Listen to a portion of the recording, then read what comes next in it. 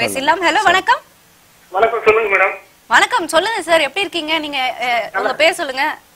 என் பேர் குமாருங்க, நாமக்கல்ல இருந்து பேசுறேன். குமார் நாமக்கல்ல இருந்து பேசுறீங்க. படு ஃபாஸ்டா படு சூடா இருக்கீங்களே, எப்பவுமே இப்படிதானா? ஆமாங்க, எப்பவுமே அப்படிதாங்க. ஒரு சின்ன டவுட்டுங்க. தாராளமா கேட்கலாங்க. என்ன மேரேஜ் 15 நாள் ஆகுதுங்க. ஓ, அதான் இவ்ளோ சூடுக்கும் காரணமா? இப்பதாங்க புரியுது எனக்கு. அப்படிலாம் ஒண்ணு இல்லைங்க. நமக்கு தொடர்ந்து ஒரு 6-7 வருஷமா கைப்பழக்கம் உண்டாச்சுங்க. அதனால இப்ப ஏதாவது ப்ராப்ளம் இருக்குங்களா தாம்பத்திய வாழ்க்கையில? உங்க சூடு தணிஞ்சதா இல்லையா முதல்ல? என்னங்க? உங்க சூடு தணிஞ்சதா இல்லையா? நம்மளதெல்லாம் ஓகேங்க.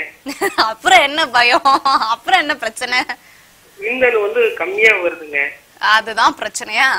என்ன வயசு சொல்றாரு? அதுக்கு முன்னாடி வந்து உங்களுக்கு நிறைய கைப்பழக்கம் இருந்தது, அதுதான் உங்களுடைய கேள்வி. அதனால தான் எப்படி ஆச்சோ? ஓகே. இது அதிகரிக்க என்னங்க பண்ணணும்? விந்து அதிகரிக்க என்ன பண்ணணும்னு கேக்குறாரு டாக்டர். திருமணத்துக்கு முன்னாடி பாத்தீங்கன்னா இவருக்கு நிறைய கைப்பழக்கம் இருந்திருக்கு. அதனால வேண்டி இப்ப விந்து வந்து கம்மியா இருக்கா, இல்ல வந்து விந்து அதிகரிக்க என்னெல்லாம் பண்ணலாம் அப்படின்னு சொல்றது எப்படின்னா, மேரேஜ் ஆகி 15 நாள் தான் ஆகுதுங்கிறாரு.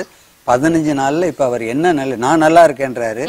அவர் ஜோடி எப்படி இருக்குங்கிறது அவர் சொல்லல. மனைவியை சந்தோஷப்படுத்துறாரா இல்ல இவர் சந்தோஷத்தை மட்டும் பெற்றுக்கொள்றாராங்கிறது தெரியல. இல்ல அவர் கேக்குற விஷயம் என்னன்னா, அவர் வந்து திருப்தி ஆகுறாரு, அவங்க மனைவி திருப்தி ஆகுறாங்க, ஆனா விந்து வந்து கம்மியா இருக்கு, விந்தணுக்கள் கம்மியா இருக்கு. அது பக்கத்துல உள்ள ஒரு செக்ஸாலஜி டாக்டரை சந்திச்சு இயற்கையான முறையில இத டெவலப் பண்ணி, இந்த சக்திக்கு உள்ள உணவுகளும் டெவலப் பண்ணலாம், இல்ல ஒரு டாக்டரை பார்த்து சரி பண்ணிக்கணும். குறைபாடு இருக்குன்னா, குறைபாடு இல்ல நல்லாவே இருக்கிறேன் அப்படின்னா ஒன்றும் பிரச்சனை இல்லை.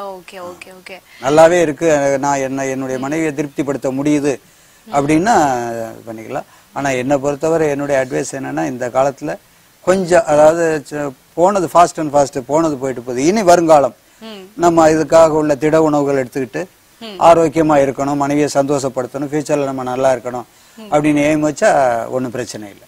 Okay okay. அது விந்துங்க கொஞ்சமா தாங்க வரும், அது என்னங்க தீர்த்த மாதிரி தான் வரும். கார்ப்பரேஷன் பைப்ல அப்படியே உணவு முறைகளை கொஞ்சம் கவனம் செலுத்தினா சரியா வந்துடும். Okay okay. பாதாம் பருப்பு, பிஸ்தா பருப்பு, பேரிச்சம்பழம், ஆப்பிள், மாதுளம்பழம், இப்படி உணவு முறைகளை கொஞ்சம் கவனம் செலுத்தினா சரியா வந்துடும். சரி டாக்டர், நம்ம தொடர்ந்து கேட்கலாம். சொல்லுங்க வசந்தமாரி. சொல்லுங்க. வணக்கம், உங்களுடைய பேர் வசந்தமாரி? மேம் என் பேர் வசந்தமதி. மதி. ஓகே மதி. வசந்தமதி மேம். வசந்தமதி சொல்லுங்க, எப்படி இருக்கீங்க? மதி மதி வசந்தமதி. Okay Vasanthamathi ma'am. எப்படி இருக்கீங்க? வசந்தமாரி மேம் என் பேர் வசந்தமதி. சொல்லுங்க.